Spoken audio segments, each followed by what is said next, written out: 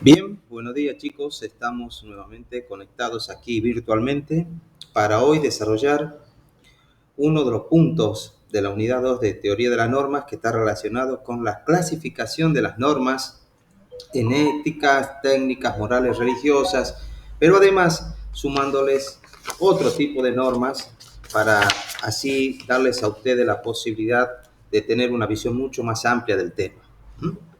Como verán en este gráfico, hablaremos de las normas técnicas, de las normas religiosas, de las normas del trato social, de las éticas, las morales y las normas jurídicas. Para comenzar, hay que analizar qué son las normas técnicas.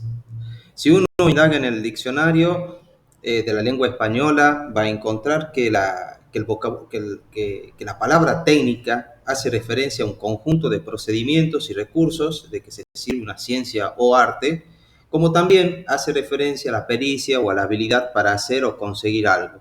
¿Qué quiero decir con esto? Que las normas técnicas o reglas técnicas van a marcar el procedimiento con el cual una persona puede lograr realizar alguna actividad o realizar o concretar o terminar de hacer algo en particular. Acá se pone como ejemplo el manual de la televisión, el manual de un auto, al que le guste los videojuegos, el manual de una Play, de la consola de juego, al que le guste la astronomía, la exploración, el manual de un telescopio, porque a través de los manuales, ¿sí?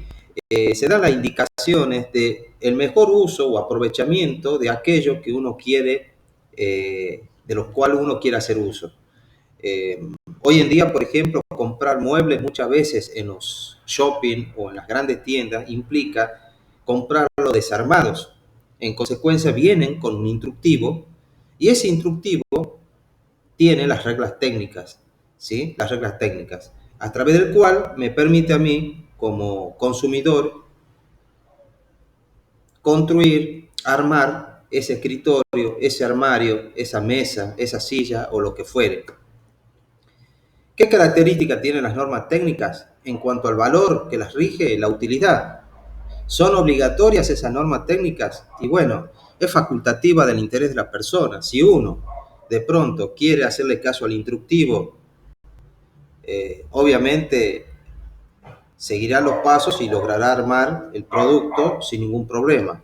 Pero si uno no tiene interés en seguir el instructivo por las razones que fuere, puede correr el riesgo de que no llegue a armar lo que tenga que armar de la manera correcta o no llegue a hacer un uso adecuado de ese producto de la manera en que puede llegar a hacer uso, ¿sí? Con todas las cualidades que este objeto traiga. Y la sanción sería esa justamente, la sanción es no poder armarlo correctamente, no poder hacer un uso completo con todos los requisitos tecnológicos que pueda tener el equipo si hablamos de un elemento tecnológico, llámese un televisor, una Play, un telescopio, etcétera. ¿Qué hay con respecto a las normas religiosas? Las normas religiosas están integradas o son normas que también regulan la conducta humana, que también establecen un código de conducta, pero que es propuesta por la religión determinada a la cual uno pertenece o pertenezca. Recordemos que existen religiones universales como el cristianismo, el judaísmo, eh, la religión musulmana, el hinduismo, son religiones universales por cuanto el número de creyentes es importante. Y cada una de estas religiones, obviamente, tienen sus códigos, sus reglas, que influyen en las conductas de sus creyentes, de sus seguidores. Ya sea que estas estén contenidas en la Biblia, estén contenidas en el Corán, estén contenidas en el Torá, o estén contenidas, por ejemplo, en un código, como en el caso nuestro, el código canónico. En esos libros, en esos elementos, están marcadas las pautas de comportamiento y de conducta que deben tener aquellos que profesan esa religión en particular. ¿Qué valores rigen a las normas religiosas? Los valores, el valor sacro, lo sacramental, lo sacro, lo religioso. ¿Es obligatoria? Es obligatoria pero para los que profesan esa religión, para el que es creyente de esa religión. ¿Y cuál sería la sanción que le impone la norma al creyente para el caso de incumplimiento o de no seguir las premisas que esta religión puede establecer para sus seguidores? Y bueno, conocemos que siempre son situaciones como el infierno, el purgatorio, que es algo que se repite en las religiones universales. Siempre el sufrimiento de la parte del alma es la consecuencia de no seguir los pasos, las reglas establecidas por las religiones, en particular para cada creyente. ¿Y qué hay de las normas del trato social? Las normas del trato social se pueden entender como un conjunto de disposiciones de una sociedad determinada o de un grupo determinado respecto a la conducta de una persona o de un grupo de personas. Muchas veces se entiende que las normas de trato social tienen que ver con la buena educación, con el decoro, con el respeto, con la elegancia, y eso es así, esos serían los valores que rigen a las normas del trato social. Su obligatoriedad también es facultativa, es decir, depende de la voluntad del individuo. El individuo que quiera pertenecer a un grupo determinado, por ejemplo, un grupo cerrado, tendrá indudablemente que cumplir con las premisas que ese grupo le imponga, ¿sí? ¿Por qué? Porque de no ser así se aplica la sanción. ¿Cuál es la sanción en las normas de trato social?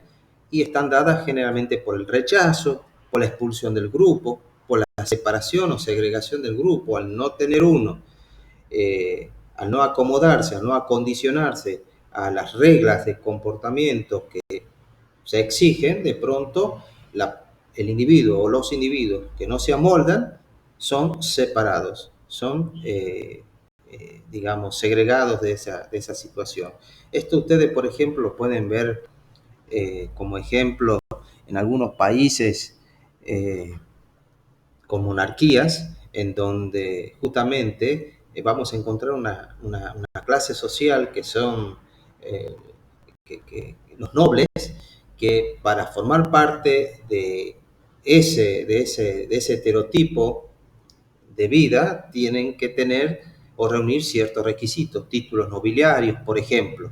Entonces, esas personas que forman ese grupo en particular deben cumplir por ahí con reglas, con normativas que no son aplicables al común de la gente y que solamente se puede permanecer y pertenecer en tanto y en cuanto tengan esas cualidades visiblemente manifestadas ante estos grupos. Bien, ¿qué hay de las normas éticas? Y acá, hablando de las normas éticas, por ahí se presta un poco a confusión, se las vincula muchas veces con las normas morales también, pero en síntesis, las normas éticas tienden también a regular la conducta humana, pero están enfocadas en darle un fundamento a los valores morales. La ética busca fundamentar valores morales, valores como la verdad, la lealtad, el ser generoso, eh, la veracidad o el actuar consecuente al pensamiento, ¿sí? Entonces, ¿qué vamos a encontrar con respecto a estas normas éticas? Que el valor, entre los valores que rigen la misma, está el bien, está la honestidad, está la sinceridad, su obligatoriedad también es facultativa, depende de la voluntad del sujeto, eh, depende del interés del sujeto, de querer ser ético en su desempeño de la profesión, el querer ser ético en el desempeño de su persona hacia los terceros. La sanción que existe es el reproche ante una actitud con falta de eticidad, seguramente llegará el rechazo generalizado, el rechazo de la sociedad, el apercibimiento de alguna autoridad en particular, Este, y yo acá como ejemplo le he agregado la ley 5233. ¿Por qué agrego? Todos nosotros, o sea, todos ustedes son estudiantes de la Facultad de, de Abogacía y están siguiendo la carrera para ser profesionales de la ley, o sea, abogados. Nuestra profesión de abogado tiene una ley, que es la 5233, que regula el ejercicio de la profesión, y en donde en su artículo 54, como está transcrito en este gráfico, establece el órgano del Colegio de Abogados, que es el órgano que aglutina a todos los profesionales, que posee un órgano que se llama el Tribunal de Ética y Disciplina, en donde establece que todas las faltas de disciplina y todos los actos de los colegiados, o sea, de los abogados, que sean contrarios a la moral o a la ética profesional que les sean sometidos por el Consejo Directivo, tendrán competencia para resolver esa situación. Y con esto yo lo que pretendo es que ustedes tomen conciencia de la importancia de actuar con eticidad en la profesión. No solo en la profesión como letrados, como abogados, sino también como funcionarios públicos, con mayor razón, y en cualquier otro oficio o en cualquier otra profesión. Porque implica la manera correcta en cómo deben hacerse las cosas para generar en última instancia un bien general que reditúe en un bien mayor aún hacia terceros, hacia la sociedad.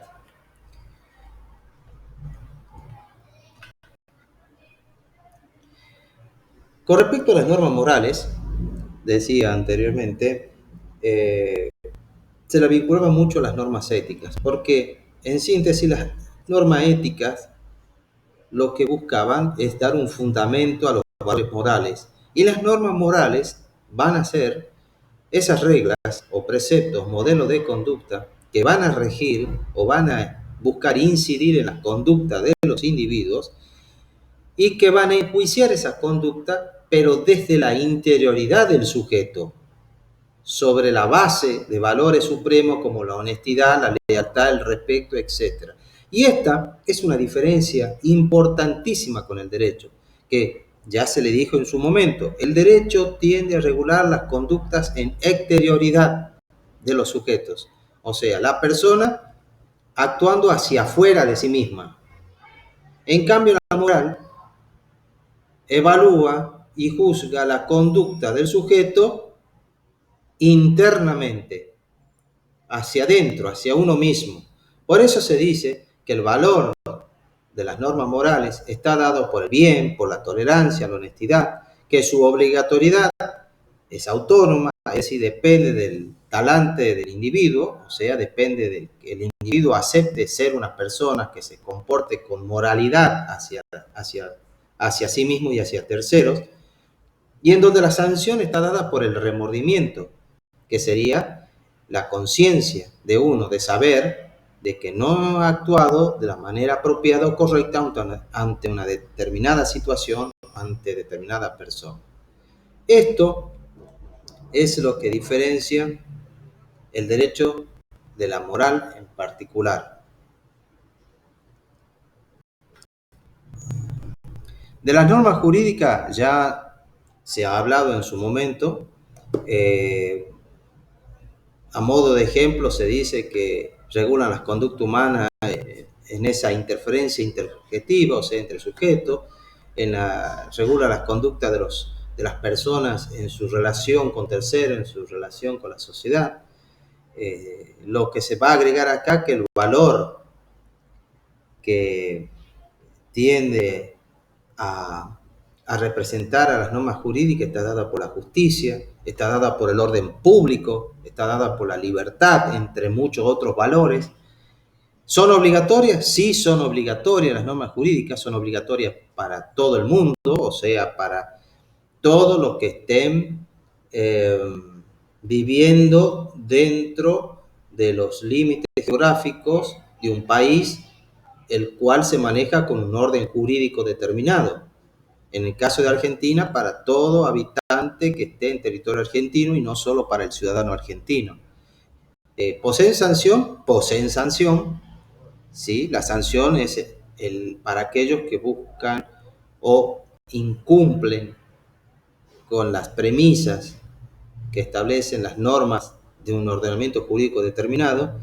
Y acá se agrega un elemento característico y único que diferencia a las normas jurídicas de todas las normas anteriores que se han mencionado. Y esto es algo que ustedes tienen que tenerlo bien aprendido. Y es que solo en las normas jurídicas, solamente en las normas jurídicas, vamos a encontrar el elemento de la coacción o coerción, o sea, del uso legítimo de la fuerza para poder compeler al que incumple las normas, cumplir con las mismas. Al que está en una desobediencia judicial, a cumplir obedientemente el mandato judicial. ¿Por qué? Porque en todas las normas mencionadas anteriormente, normas técnicas, normas religiosas, normas de trato social, normas éticas, normas morales, hemos encontrado que tienen como nexo característico el hecho que regulan las conductas humanas, ¿sí?